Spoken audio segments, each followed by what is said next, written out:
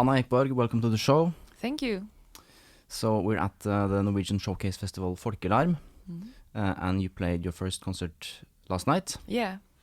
How do you feel about it? It felt very nice. It was my first time playing in Norway, but it was... Really? Yeah, it was. So it felt very nice to do it here at Folkelarm. Yeah.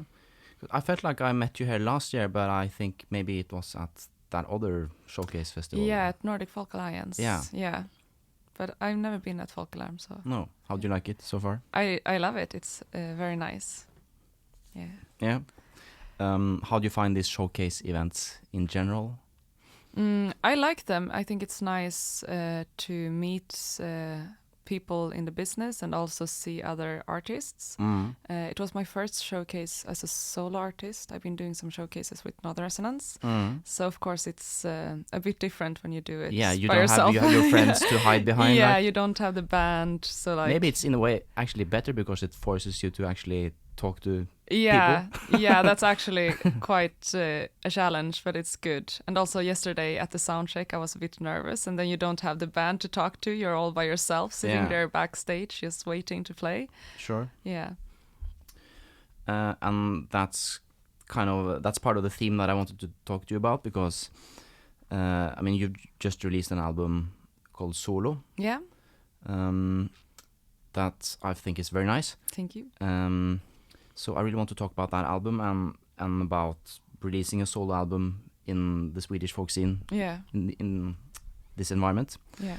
But why don't you first tell us a little bit about your musical background? Like, where did you grow up and how did you first encounter folk music? Yeah, I grew up in Falun in Dalarna, kind of in the middle of Sweden, and I grew up in a family with a big love for music, especially folk music. My parents played the fiddle just for fun, amateur level in spelmanslag. You have the same in Norway, right? Yeah, it's like a fiddlers group. Yeah. So when I was a kid, they brought me and my brother along to all the festivals and spelmansstämmor, and we didn't have like a babysitter or anything, like a family who could take care of us when they were at rehearsals with spelmanslaget. So we always went with our parents there. So we grew up listening to fiddle music, and when I was 5, I started playing the fiddle and started also playing with the spelmanslag. Okay. Yeah. So yeah, folk music has basically been part of your... Yeah, it's always upbringing. been a part of my life. When I started playing the fiddle, I played classical music as well, the Suzuki method. But also I was a part of like the spelmanslag for children that Ola Bäckström, a fiddler from Sweden, had. And they had a lot of... In Falun, they had a lot of good ensembles for kids.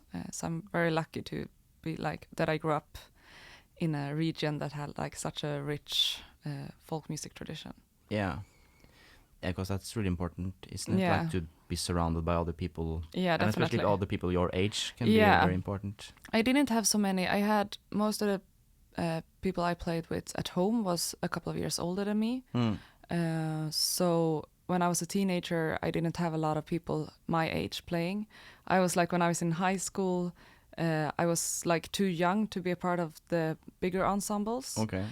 So then I went to the region next to Dalarna, Hälsingland, and started playing there. And that was really important for me to meet people in my age there. And I got really a community around it. Because that's usually when people quit playing, isn't it? Yeah, definitely. And they discover that, or they get on... I mean, is this cool? Yeah. Playing folk music, is it really cool? Yeah. Yes, it was nice to get your own like community, and me and my friends went to all the festivals together. So I think that was important for me to continue. Great. And then you studied folk music at the Swedish Folk Music Academy in Stockholm? Exactly. I did a bachelor there in Swedish folk music. Great. And since then, like, I know your work from before your solo album, from your trio Northern Resonance with your husband Jerker and Peter Stillner. Yeah. So fiddle, nyckelharpa and Hardanger Fiddle. Yeah, exactly. Yeah, we just spoke last night about how that is like the perfect band for exporting Yeah. around the world, like the two most iconic instruments from the Nordic countries. People find it very interesting when they see the instruments, and a lot of people have heard about Hardanger Fiddle and nyckelharpa, and for some people it's new. So yeah, it's a good band. It's fun to play with them. Yeah, and but there you play like newly composed music inspired by different folk music. Like, how would you describe the music of Northern Resonance? So since the setting is quite special with the Hardanger Fiddle, viola d'amore, and nyckelharpa, we write our own music, but we all have like our backgrounds in the traditional music. So we are of course inspired by that when we write music, but when we arrange, it's more like I wouldn't say, maybe modern. So we compose, it's like we let the instruments control like the tunes and the setting, and yeah, it's quite special to arrange for that kind of setting. Yeah. It's quite hard with all the resonating strings. But it's also very fun and a very fun challenge. Yeah. I think it's a great sound in that band. Like something we also spoke about last night, like how important it is when you have a band. Yeah. Like you need to have some sort of to set yourself apart from the crowd, because there's so many folk music duos and trios. Yeah. And they all sound very similar, so it's all about like finding some way to stick out. Yeah. But that's one thing. But this album that you're here promoting this weekend is something completely different. Yeah. Because it's it's titled Solo, so obviously it's just you playing. Yeah. Or it's not obvious. No, isn't it? No. Which is weird. Yeah, it's very weird. When I was releasing the album, or when I was recording it, people were all like asking, "Oh, it's going to be so nice to hear like your own music that you have composed." And I was like, "No, it's not my music. It's traditional tunes." Yeah. And people were asking, "Oh, who are the guest musicians?" Yeah. And I was like, "No, it's like completely solo." Yeah. Because I think a lot of people that are releasing solo albums today, it's more like a solo project where maybe one person is the lead and bringing in guest musicians or doing their own tunes, but they have like their name on the album. Yeah. But releasing like trad album solo is not very common. In Sweden, at least. Yeah, exactly. Might be a bit more common in Norway. Yeah, I think so. Although you don't see them as often as you would think. No. I mean, even though Norway is like very obsessed about like the solo folk musician. And like I know the Irish and the Scottish scene quite well, and there is even rarer to hear someone record a totally solo album. Yeah. There's always someone on the guitar or the bodhrán in the background, like, which is a bit ironic. Yeah. In when you think about that, the tradition kind of evolved as a solistic tradition, and now it has become more of a like an ensemble tradition. Yeah. So how did you come up with this idea? And like, how did the idea for the album come about? I got really into the traditional music, more like I grew up with it, but to play traditional, I got more into that maybe 6 or 7 years ago when I first played with Per Gudmundsson. And I got really into the archive recordings and really started to enjoy playing solo. And then didn't you enjoy it before this, or was I did enjoy it, but I didn't like feel like I had a strong tradition by myself, because in a lot of, I don't know if it's the same in Norway, but when I grew up, it was a lot of people like, generation of fiddle players in the family, and people had like a big name already from their family. Yeah. And for me, coming from, my parents are not from Dalarna, and none of they are professional fiddle players. So I don't have that like tradition with me from the family. No. So for me, it felt a bit scary to be like, can I really play this tradition? Is it okay for me to play it? Or do I have to be like 5th generation growing up in this village to be able to play it? Yeah. But then I realized that like you can choose whatever you want to play and which tradition you want to have, and I really got into the tradition from Rättvik. So that was the beginning for me, I think. And then I was encouraged by my teachers to play more solo. And there was actually a record label in Sweden a couple of years ago who had like a competition where you could send in like some solo pieces. Oh, yeah. And the winner got to release an album. And then I sent in some of my tunes, and I didn't win. But it was, I think the idea to actually record an album started there. Okay. And then I got like a studio day my last year at the academy in Stockholm. When you do your bachelor, you get like 1 day in the studio. Okay. So then I was like, okay, let's just record my repertoire and then see if I will release it or not. It felt very scary to actually plan an album, so I just recorded it, and then it became an album in the end. That sounds like a really like a really organic process to make a record like that. Yeah, I think so. For me it was because I also think a lot of the solo albums in Sweden that are released, it's an older generation. And I was like, I don't want to wait until I'm older to release one. It's also nice to have like a mark how my traditional playing is today. Because like in 20 years it will be something else. Yeah, you'll probably be very happy that you did it. Like. Yes, I think it's nice to like have a recording also from when you're younger. Yeah. So how did you go about like choosing the tunes for the album? So we did on the day in the studio, I think we had like 8 hours, but I think we ended up with being there for 10 hours, just playing all... Like 1 day to record an entire album is quite like... It was quite... Even though it's solo. Yeah, but it was quite heavy. Also because solo pieces are much shorter because you don't have all the arrangements. Yeah. So I think we recorded like 25 tunes or something in 1 day. So it was like a heavy day, but I'm happy because I had a producer with me. And I think that was very important for me because when you do everything solo, it's hard to be like, know which ones to choose. You just lose track of everything. Yes, it's nice to have like another ear as well. So my producer was helping me afterwards as well, choosing the tunes. Also, my husband had to spend a lot of time listening to the recordings, helping me to choose. And then we narrowed it down to 19 tunes that felt like a good match on the album. And when you play these tunes, like, do you have everything worked out, like with variations and ornaments and small details like that, or is it like fairly different from time to time? I would say it's fairly different. I do have like some kind of base that's like how I play the tunes, but it's also like when I find a tune or when I get a tune from a teacher or something, I usually try to find all the recordings with the tune, with different fiddle players in the archives, and then I listen, and then I get like different tools from different recordings. Yeah. So then I see it like I have a toolbox, and then whenever I play it, I can like do variations every time from that toolbox. And that's one of the things I really enjoy when I play solo, that is more like, it's very playful because I can be very much in the moment with the tune. Yeah.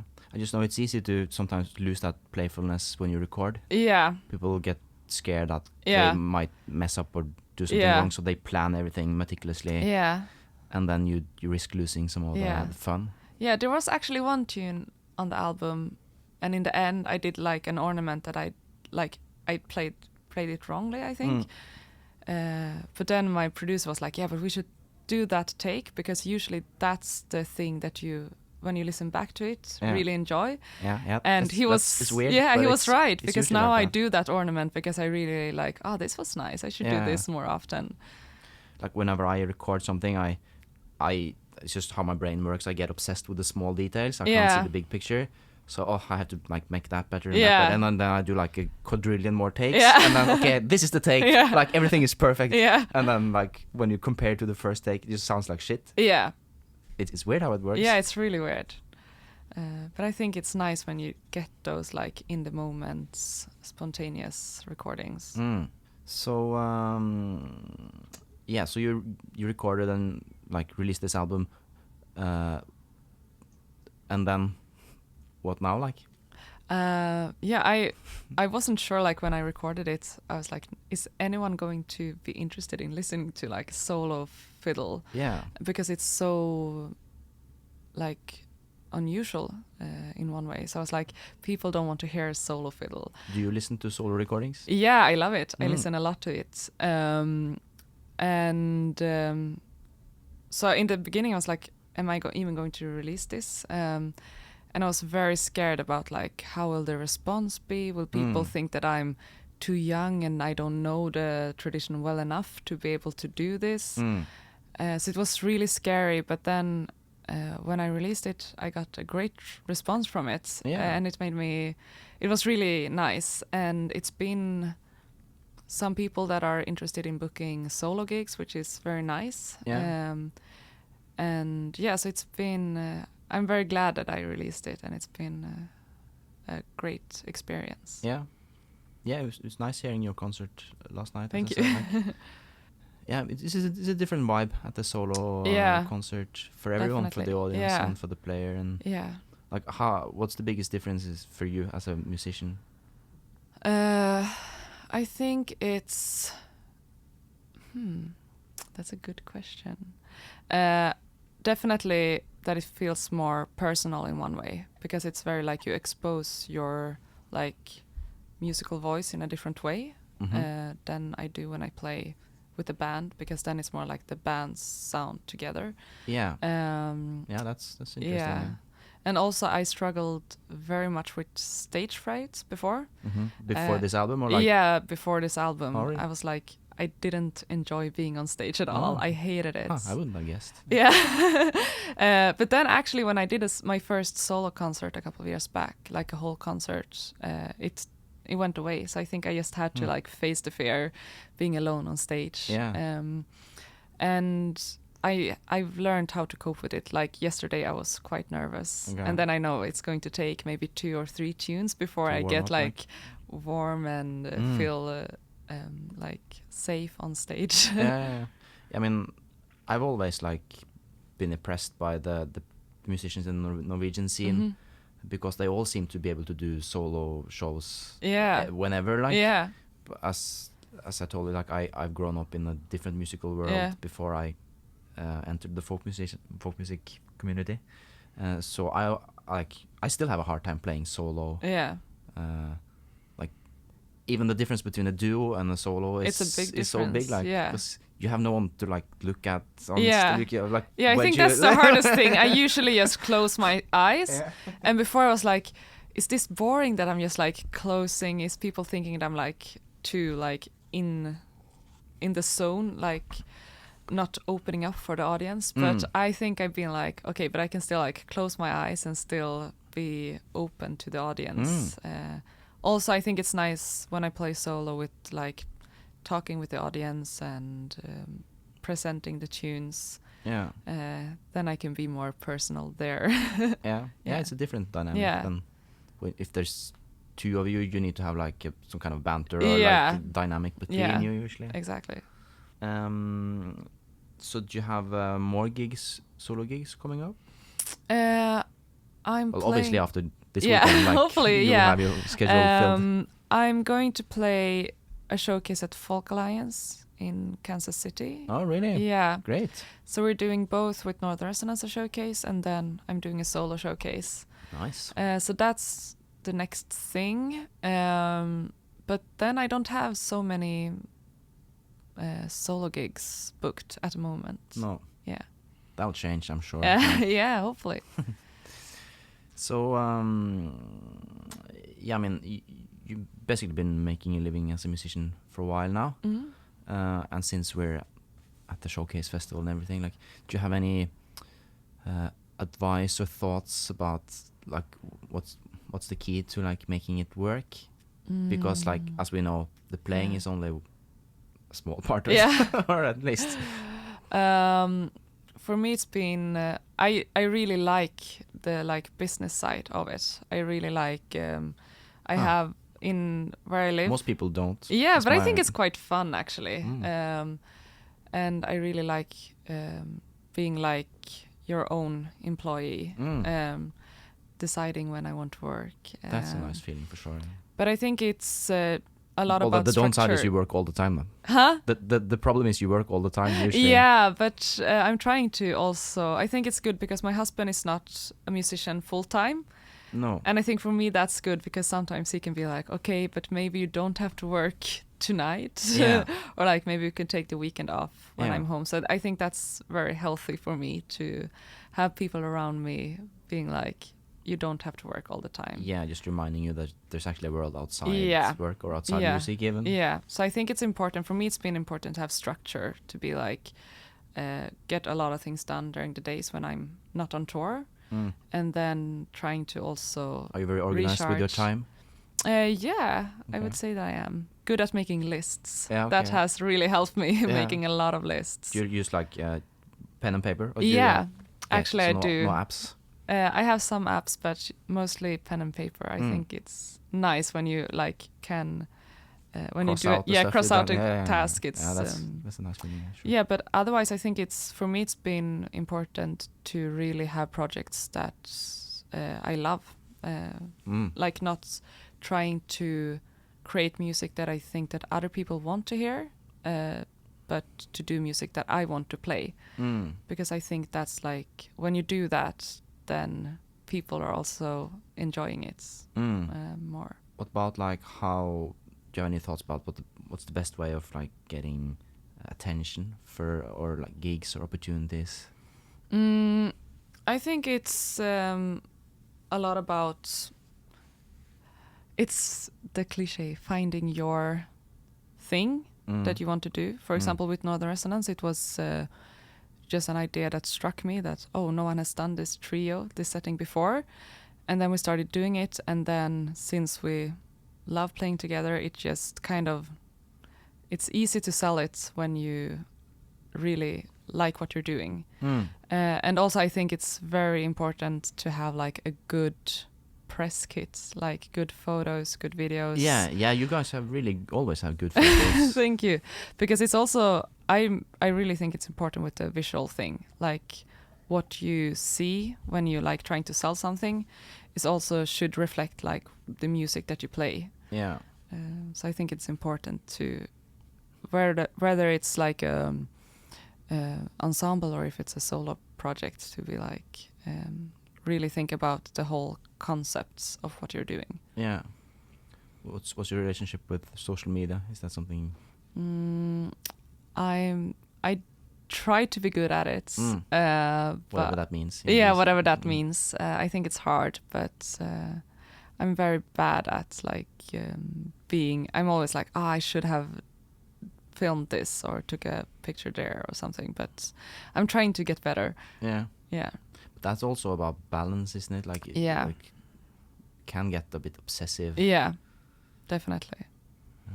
And I also think it's hard to be like, when do I want to be just Anna, the like my private person and when do I want to be a musician, and how much should my private life be like so on social media. I think it's really hard. Like on Facebook I have my music page, but on Instagram it's both like I want to share both my personal life because I have friends and family that want to see that, and I also want to share my music life. So it's like also finding that balance. Yeah, that can be harder. Yeah.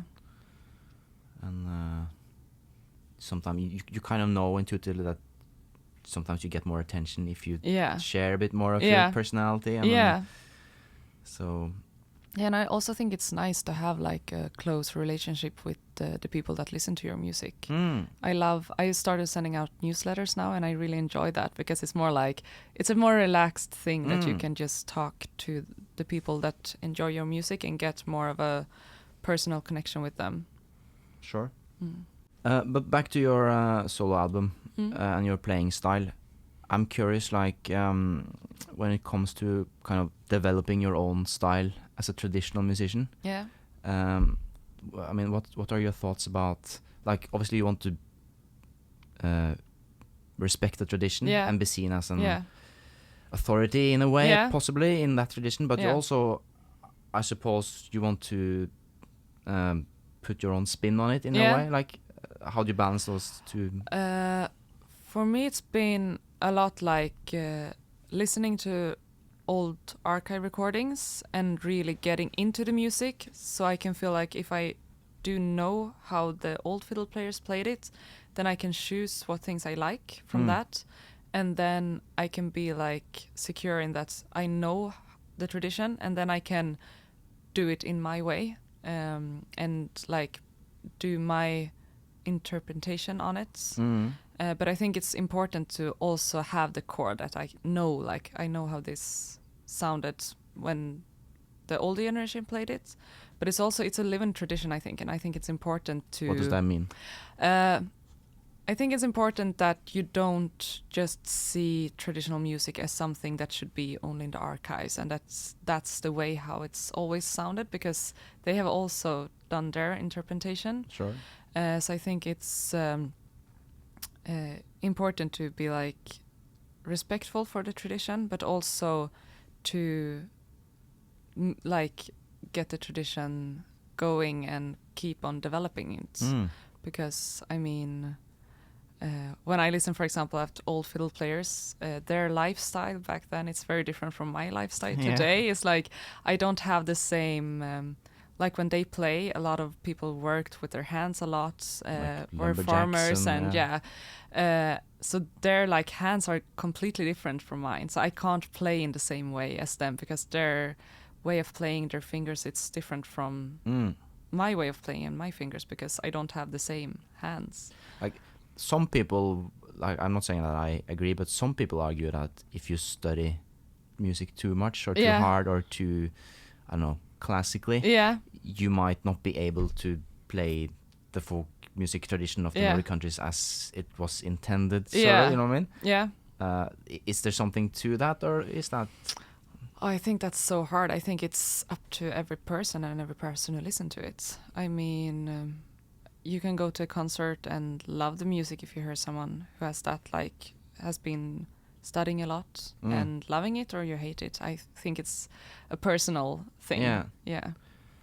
I think it's more about to be able to understand the genre. Yeah. I think my personal opinion is that is kind of a misunderstanding. Yeah. In that you hear, say, classically trained musician attempt to play folk music, that would obviously sound rubbish. Yeah. Probably the other way around as well. Yeah, definitely. But if someone actually takes the time to study different fields, I mean, I don't think that should be an hindrance. No, definitely not. Yeah, I agree. I think that if you really are aware of what you're doing and are really respectful for it and really get into it, then I don't think it matters if you come from the classical or jazz, or if you're brought up in the folk music scene. I think it's yeah. Yeah. Yeah, I mean, it's all music in the end, so. So do you think you'll release more solo albums? In the future, I think, but I don't feel like I have like I don't feel stressful about like releasing a new album soon. I want to do it when I like feel like I have more repertoire and have the feeling of doing it again. Because it's a different thing, right? From when you're like releasing music with a group that has original music. If like, especially these days, you have the pressure of like you need to constantly put out new stuff to keep yourself relevant. Yeah. But I think with a solo album, it's more. You don't have to be. It doesn't have to be so. I mean, this repertoire will be relevant in 10 years as well for me, and representing the music I play. So I think it's a bit more chilled with that. Which is nice. Yeah, that's nice, yeah. But maybe, I think it's nice to, also for myself, maybe releasing an album in 10 or 20 years to see how my solo playing is then. Yeah, that's interesting, But, I mean, you're doing different things as well. Like, I saw you were on, you've been playing, I've seen you on tour with this Irish dance show. Yeah. Which is a completely different thing from what you're doing. Yeah, it's an Australian production called Airborne, and they've been touring in Australia for many years with the Irish dance show. It's more like it's a lot of pop songs as well. So it's kind of modern spin on Riverdance. Yeah, exactly. All music from Irish artists. And then they did their first tour in Europe, 2019. And their fiddle player couldn't join them on their tour in Germany. So then I got called in for that, just randomly. And it was really fun. I mean, when I was younger, I played a lot of Irish folk music. Oh, you did? Yeah. So I've always enjoyed playing that kind of music, and it was really fun. I got very into the Irish dance. I think it's really cool. Yeah, it's incredible. Yeah, and because you're also been doing that. Yeah, I mean, I've been playing Irish music for a long time, but I did my first tour with a dance show this fall. And you have to say, it's incredible. It's both an instrument and it's very popular. Yeah, it's very popular. I'm impressed, how big that scene is. Yeah, I wasn't actually aware of. Yeah. Or I sort of was, but I hadn't experienced it firsthand. Yeah, so I think, I mean, even though I have my heart in the traditional music, I mean, good music is always good music. So I think it's very fun to do different crossover projects and being a part of these kind of things. So that's definitely something I like doing, and it's nice to have my solo project and Northern Resonance as my core projects. Yeah. But then I think it's fun to do other things as well. Yeah. Do you have any artistic plans for the next 5 years, 10 years? Is this something that you really want to do? Well, it would be fun to do more shows like that. I really enjoy that. But we're in the middle of a new project now with Northern Resonance. So that takes a lot of time, and it's very exciting. We're doing a collaboration with the duo from Belgium, Siger, with Hartwin and Vordore. Okay. So they play diatonic accordion and octave mandola. And then we're bringing along a percussionist and a double bass player. And then we have Northern Resonance in that. So we're doing some gigs this summer, hopefully, and then a tour in 2024. So it's fun to do Northern Resonance, but with a bigger sound. Yeah. Great. Cool. Yeah, sometimes I just enjoy asking some random questions in the end. Go ahead. No, I'm just curious, what would you say are some of your strongest sides? Oh, that's a very hard question. I wish someone else could answer that for me. But I think it's that I don't know. I'm sure you know. I'll ask you the opposite question in a while. No, but I think it's that I'm very driven, and I don't know. I think this is so hard. You seem like an organized person. Yeah, I think maybe that. You and seem also like a level-headed person. Yeah. And also in my playing, I think that I really do want to get into things. If I'm going to be a substitute in a band or something, I do spend all hours on the day to just get into the music and really studying it. So I think that's also one of my strong sides, that I can really get into things and get lost in studying traditions or different way of playings, and I think that has been a good thing for me, especially with the solo album. Yeah. What are some of the things you're struggling with? A lot of confidence, I think, to think that you're good enough or interesting enough. Is it interesting enough what I'm doing? Also, writing my own tunes. I'm very struggling with being happy with the songs that I write and to present them. So you're very self-critical, is that what you're saying? Yeah. So that's something I'm trying to work on. Yeah. Perfectionist. Yeah. Yeah. Yeah. And is there something outside music that you enjoy doing? I've always enjoyed cooking. All right. What's your go-to dish?